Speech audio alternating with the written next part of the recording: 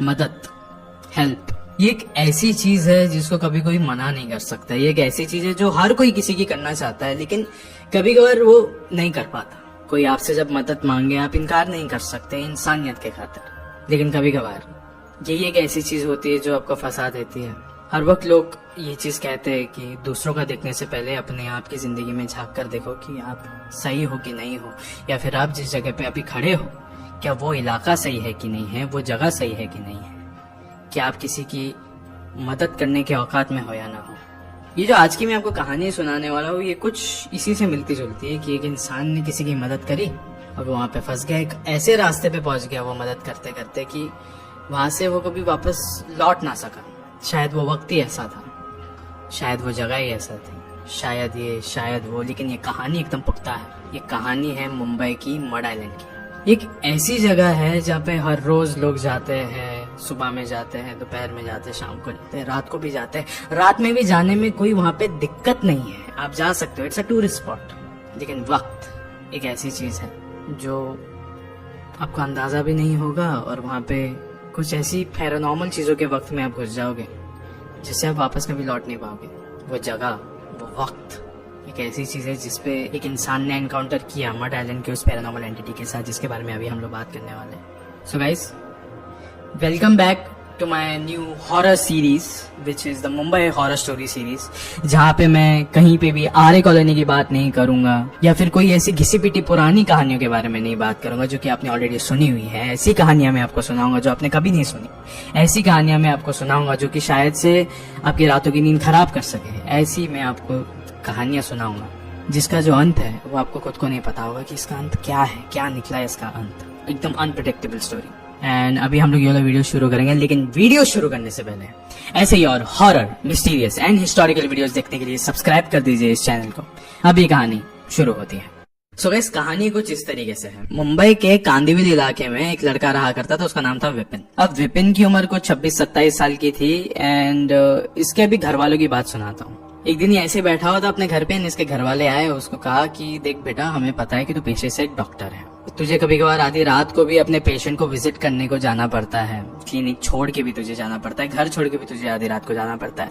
ये सब बातें हमको समझ में आता है, वो तेरा पेशा है, तेरा काम, हम उसके बीच में नहीं आ रहे बिल्कुल भी। लेकिन शादी बहुत ज्यादा नजदीक है अभी तेरी, सब कुछ हो चुका है और तेरे हाथ में रुमाल भी बांध चुके हैं अभी हम। जो दूसरी दुनिया की चीजें होती है वो ज्यादा अट्रैक्ट होती है अभी, तो तुझे आधी रात को कहीं पे भी नहीं जाना चाहिए। विपिन बस नॉड करता गया उनकी बातों को, लेकिन इतना कुछ उसने फोकस नहीं किया। ये हाथ में रुमाल बांधने वाली जो चीज है वो मैं आपको एक्सप्लेन करता हूँ। अपने इंडिया में ऐसे बहुत सारे कल्चर्स हैं, मोस्टली इन गुजराती, राजस्थान, वहाँ पे ये जो एरिया होते हैं वहाँ पे दूल्हे के हाथ में रुमाल बांधा जाता है ताकि वो, मतलब वो एक रिचुअल है जिसको कंप्लीट करना होता है, एक ट्रेडिशन है बस। लेकिन हमेशा ये कहते हैं कि हाथ में जैसे ही रुमाल बांधा जाए दूल्हे के, उसके बाद से वो अपने घर से बाहर ना निकल सके। अगर वो बाहर निकलेगा तो जो नेगेटिव एनर्जीज है वो उसके पीछे आ सकती है, जैसे कि भूत, प्रेत, चुड़ैल, डायन या फिर कोई जिन्नात या फिर कोई भी चीज या फिर कोई भी ऐसी आत्मा जो जस्ट अभी 2-3 दिन पहले मरी हो और आत्मा में जस्ट अभी तब्दील हुई हो। उसकी माँ उसको ये सारी चीजें बता रही थी एंड उसी वक्त उसका फोन बजा। विपिन को एक कॉल आया है कि विपिन भाई, एक पेशेंट है और वो जो पेशेंट है ना बहुत ज्यादा गंभीर हालत में है, कि मतलब वो ठीक हो सकता है, उसको हॉस्पिटल भी जाने की जरूरत नहीं पड़ेगी, लेकिन अगर हमने उसको अभी इंजेक्शन नहीं दिया तो उसको अगले की सुबह हॉस्पिटल में हमको एडमिट करना पड़ेगा फॉर 4 to 5 days। फिर उसके बाद विपिन ने बिना सोचे समझे उसने अपना बस्ता उठाया और वो निकलने लगा। अपनी माँ को बोला, मम्मी मैं आता हूँ थोड़ी देर में। फिर उसकी माँ ने बोला, अरे तू इस वक्त कहाँ पे जा रहा है? इस वक्त 12:30 हो रहे हैं। तो हाँ 12:30 हो रहे हैं, लेकिन मेरा एक पेशेंट है, वो उसको जल्दी जल्दी ठीक करके आ जाता, बस उसको सिर्फ एक इंजेक्शन की जरूरत है। फिर उसकी माँ ने कहा कि वो सब्र कर सकता है ना एक इसके लिए, सिर्फ एक छोटे से इंजेक्शन के लिए। तो विपिन ने कहा कि नहीं माँ, ऐसा नहीं होता है, अगर मैंने उसको अभी इंजेक्शन नहीं दिया तो फिर कल के बाद उसको एडमिट होना पड़ेगा 4-5 दिनों के लिए। तो उसकी माँ ने बोला कि नहीं नहीं, तू बिल्कुल भी मत जाइए, फिर जा रहा है तो फिर थोड़ा संभल के जाओ। उसने बोला हाँ माँ, मैं मड से ही जा रहा हूँ, शॉर्टकट है वहां से। उसकी माँ ने बोला नहीं, अगर तुम मड से जा रहे हो तो बिल्कुल भी मत जा, वो भी 12:30 बजे तू मड से जा रहा है, तुझे पता नहीं है वहाँ पे क्या है। फिर विपिन ने कहा, अरे यार वो सब कुछ लाइक अफवाह है, आप क्या वो सब में बांधते हो माँ। फिर उसकी माँ ने कहा, बेटा वहाँ पे ऐसी आत्मा वहाँ पे भटकती है जो किसी को भी कभी भी बख्शती नहीं है। तू 12:30 को वहाँ पे जा रहा है, अगर वहाँ पे लोग होगे भी या नहीं भी होगे, लेकिन तेरी जान को खतरा हो सकता है। लेकिन फिर भी ये सारी बातें होने के बावजूद भी विपिन ने कुछ भी नहीं सुनी उसकी माँ की। एंड उसने अपना बस्ता उठाया, ब्रीफकेस उठाया और वो घर से निकल गया। विपिन अपना ब्रीफकेस लेकर निकला हुआ था, लेकिन वो ना एक बात भूल गया था कि उसके मोबाइल फोन में बिल्कुल भी चार्जिंग नहीं है। ऑफ कोर्स आधी रात का समय हो रहा है, पूरे दिन से बैटरी ड्रेन हो जाती है और उसने चार्जिंग पे भी नहीं लगाया था, सो उसके फोन में चार्जिंग नहीं थी। अब सीधी सी बात है, इतने अर्जेंट कॉल पे उसको सब कुछ छोड़ छाड़ के निकलना था, तो उसने अपना फोन जितना भी चार्ज था उसने उठाया और वो लेके चले गया। इस इंसान को जाना था मड आइलैंड से। वो मड आइलैंड के उधर से निकल रहा था, अपनी बाइक में था वो। ये एक ऐसा रास्ता है ना जो आपको कहाँ तक लेके जाएगा आपको खुद को पता नहीं चलेगा। पुलिस ऑफिसर्स रहते हैं यहाँ पे मड आइलैंड के पास, लेकिन सिर्फ और सिर्फ चेक पोस्ट के पास। बाकी जो इलाके होता है वहाँ पे आपको चंद गाड़ियां मिलेगी या फिर वो भी नहीं मिलेगी, सुनसान रहता है मोस्टली मड आइलैंड। ये वहां से गुजर रहा था and all of a sudden अचानक से बहुत ज्यादा ना धुंध आ गई थी आसपास। जनवरी का महीना था, बहुत ज्यादा ठंड का मौसम था, तो धुंध आ गई थी आसपास। एंड उसी टाइम पे उसको आगे का कुछ इतना खास दिख नहीं रहा था। लेकिन फाइनली वो अपनी बाइक चला रहा है एंड चलाने के बाद उसको देखा सामने एक औरत आ गई। उसने जल्दी से ब्रेक लगाया एंड वो स्लिप करके नीचे गिर गया। आसपास देखा, आसपास कोई भी नहीं था, लेकिन एक दूर जगह पे देखा उसने, जहाँ पे उसका एक्सीडेंट हुआ, दूर जगह पे देखा तो वहां पे एक औरत लेटी हुई थी। उसको लग रहा था कि आसपास तो ऐसा कुछ नहीं है जिसको मैंने टक्कर मारा हो, खाली रास्ता है, शायद यही है वो लड़की जिससे मेरी टक्कर हुई हो। वो गया उसके पास भागते हुए। ये एक लड़की थी 19-20 साल की। ये लड़की के एकदम नॉर्मल से कपड़े थे, लेकिन बहुत ही ज्यादा खूबसूरत लड़की थी, अच्छे घराने की लग रही थी। पैरों में पायल थे एंड कपड़े भी ठीक ठाक थे। उसके बाजू में एक ना झोला रखा हुआ था कपड़ों का, क्या था उसमें पता नहीं। इसने उसको उठाने की कोशिश की और बोला कि मैम क्या गलती से मेरी और आपकी टक्कर हो गई है? अगर ऐसा कुछ हुआ है तो प्लीज मुझे बताइए, मैं एक डॉक्टर हूँ, मैं आपका इलाज कर सकता हूँ। यहाँ पे बहुत ज्यादा धुंध थी इसलिए मैंने आपको देखा नहीं, मुझे माफ करना। वो औरत कुछ बोलने की भी कोशिश कर रही थी, वो लड़की कुछ बोलने की कोशिश कर रही है, लेकिन इसको कुछ समझ नहीं आ पा रहा था। विपिन ने उसी वक्त अपना ब्रीफकेस खोला, अंदर से स्टेथोस्कोप निकाला एंड वो उसके हार्ट बीट चेक करने लगा एंड वो वहीं पे रुक गया, एकदम खामोश हो गया। उस लड़की की कोई धड़कनें नहीं थी। विपिन अभी कुछ भी सोचे समझे, उससे ही पहले उस औरत ने विपिन के हाथ का जो रुमाल था उसको खींचने की कोशिश की। वो कोशिश कर रही थी उसको खींचने का, लेकिन विपिन उससे पहले चौकन्ना हो गया। वो 2-3 कदम अपने पीछे ले लिए। विपिन बहुत ज्यादा घबरा गया था कि ये हो क्या रहा है यहाँ पे आधी रात में। मैं यहाँ पे पेशेंट के पास जाने की कोशिश कर रहा हूँ, उससे पहले ये सारी चीजें हो गई मेरे साथ। वो औरत अभी उसको कही कि क्या आप मेरी मदद कर सकते हो? विपिन को वापस याद आया, लेकिन इस औरत की तो कोई धड़कनें ही नहीं है, ये हो कैसे सकता है? मुझे कुछ समझ में नहीं आ रहा। फिर उसको ये सारी चीजें ओवर थॉट्स आ रहे थे कि शायद हो सकता है कि मेरा स्टेथोस्कोप ही खराब हो, या फिर एनवायरनमेंट खराब हो, या फिर आवाज बहुत ज्यादा हो आसपास, इसलिए मुझे कुछ सुनाई ना दे रही हो उसकी धड़कनें। फिर उसने बोला चलो ठीक है, मैं वैसे भी एक डॉक्टर हूँ पेशे से, मैं आपकी मदद करता हूँ। एक काम कीजिए, आप आइए मेरे साथ, मेरे बाइक में बैठिए, मैं आपको लेके चलता हूँ, एक अच्छे अस्पताल में लेके चलता हूँ। उस औरत ने कहा ठीक है। फिर विपिन ने उस औरत की खड़े होने में मदद करी एंड वो औरत को बोला आप मेरे साथ आ जाओ, मेरे बाइक में बैठ जाओ, वहाँ पे है मेरी बाइक। फिर वो औरत उसके साथ चलने लग गई। फिर उसको कहा कि आप प्लीज जरा मेरा झोला लेके आ सकते हैं, वो वहीं पे पड़ा है जहाँ पे मैं लेटी हुई थी। फिर वो गया वो झोला उठाने के लिए, उसने झोला उठाया, हल्का सा था वो झोला, उठाया एंड वो पीछे मुड़ा अपने बाइक की तरफ। वहाँ पे उसकी बाइक खड़ी थी, लेकिन वो लड़की नहीं थी वहाँ पे, वो गायब थी।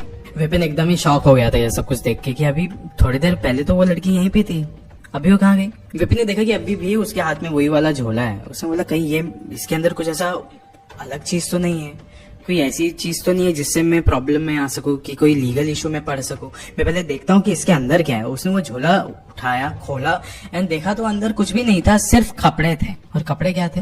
दुल्हन का घूंघट, दुल्हन का जोड़ा था अंदर, पायल रखे हुए थे, जेवरात रखे हुए थे अंदर। कि वही सामान था जो कि सिर्फ एक दुल्हन के हाथ में होना चाहिए।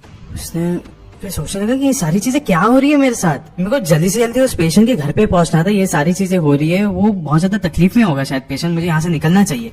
झोला उसने वहां पे फेंका, बाइक में बैठा और वो निकलने लगा। लेकिन जैसे ही वो निकलने लगा, पीछे से निकल नहीं पा रहा था वो, क्योंकि उसके बाइक के पीछे से कोई तो उस बाइक को पकड़ा हुआ था, जो उस बाइक को आगे नहीं जाने दे रहा था। बैक मिरर पे देखा तो ये कोई और नहीं, वही लड़की थी, घूंघट के लिबास में लिपटी हुई थी, लेकिन उसका चेहरा किसी इंसान जैसा नहीं दिख रहा था। विपिन कितना भी चाहे उस बाइक की स्पीड को बढ़ाने की, लेकिन वो बाइक हिल नहीं रही थी, वहीं के वहीं ही खड़ी थी। वो लड़की नहीं लग रही थी, कुछ और ही लग रही थी। उस लड़की को देख के घबराने के कारण विपिन उस बाइक से उतरा है ना, वो पैदल भागने लग गया। लेकिन वो जैसे ही भाग रहा था, वो एक सर्कल में भागे जा रहा था एंड वो औरत भी उसका पीछा कर रही थी, रुक नहीं रही थी। घूमते घूमते घूमते घूमते उस जंगल में वो उसी जगह पे आ गया जहाँ पे इन दोनों की टक्कर हुई थी, लेकिन उसके पाँव के नीचे ये बार उसको खून दिखे। वो खून ना एक जगह की ओर जा रहे थे, किसी के पैरों के निशान थे वहाँ पे। बहुत ज्यादा अंधेरा था तो उसको लगा खून ही होगा। फिर उसने अपने फोन का फ्लैशलाइट ऑन किया और उसने देखा कि हाँ ये खून ही है। फिर उसने अपना फोन अपने पॉकेट में रखा है, जहाँ जहाँ पे ये चीज जा रही थी वहाँ पे उसने फॉलो करना चालू किया। ये एक जंगल के अंदर जा रही थी। जंगल के अंदर से जहाँ जहाँ पे ये जा रहा था वहां से रोने की आवाज आ रही थी। ये जो खून थे ये एक औरत के पाँव के पास जा रही थी और ये वही लड़की थी। पैर ही नहीं थे उस औरत के, लेकिन खून वहीं पे जा रहे थे। जैसे उस औरत ने विपिन को देखा, उसको देखकर एकदम गिड़गिड़ाने लग गई और उसको कहा कि मैं तुमको यहाँ से जाने तो नहीं दूंगी, लेकिन तू प्लीज मुझे अपने पति के पास पहुंचा दो प्लीज। पता नहीं मैं यहाँ पे कैसे आ गई, मेरी अचानक से यहाँ पे मौत कैसे हो गई, लेकिन मुझे अपने पति के पास जाना है यार। वो मेरी बहुत ज्यादा फिक्र कर रहे होंगे, वो मुझसे बहुत ज्यादा प्यार करते हैं, मेरी फिक्र कर रहे होंगे, मुझे उनके पास लेके चलो वरना मैं तुम्हें छोड़ूंगी नहीं। विपिन पसीने में एकदम लथपथ हो चुका था, एकदम पसीना पसीना हो चुका था। उसको समझ में नहीं आ रहा था कि अब मैं यहाँ से क्या करूँ। लेकिन एक तरफ ये है जो मुझसे मदद की गुहार मांग रही है, दूसरी तरफ मेरी खुद की पेशेंट है जो वहाँ पे जिंदगी और मौत के साथ खेल रही है, मुझे उसको भी बचाना है। At the end of the day उसको ये चीज बोलनी ही पड़ी उस आत्मा को। ने कहा कि देखिए मैं आपकी मदद करना चाहता हूँ और मैं शायद से कर भी सकता हूँ, लेकिन वो आपके बिल्कुल भी काम नहीं आएगा। लेकिन एक दूसरी तरफ एक औरत है जिसकी मैं मदद करना चाहता हूँ, उसका भी जिंदगी और मौत का खेल है। मैं उसको बचा सकता हूँ, मुझे पता है मैं उसको बचा सकता हूँ, और वो तो जिंदा भी रह सकती है। प्लीज मुझे जाने दो, प्लीज मुझे किसी भी हालत में उसकी जान बचानी पड़ेगी, प्लीज आप समझिए। और जैसे उसने अपनी आंखें खोली वहाँ पे कोई भी नहीं था, आसपास कोई भी नहीं था। फिर वो झटके से भागते हुए अपने बाइक की ओर गया, बाइक के ऊपर बैठा एंड वो अपने पेशेंट के घर पे गया। पेशेंट को उसने इंजेक्शन दिया, सारा अच्छा खासा उसने प्रिस्क्रिप्शन दिया मेडिसिन का, एकदम ठीक हो गई थी वो, शांत थी अभी वाली पेशेंट। वो भी जब वापस लौट रहा था तो उसको पता था कि मुझे वापस से मड आइलैंड के उसी सुनसान रास्ते से आना है। फिर वो उसी मोड़ पे आ गया जिस मोड़ पे अब वो आया था, वहीं पे बीचों बीच उसके हाथ का रुमाल पड़ा हुआ था।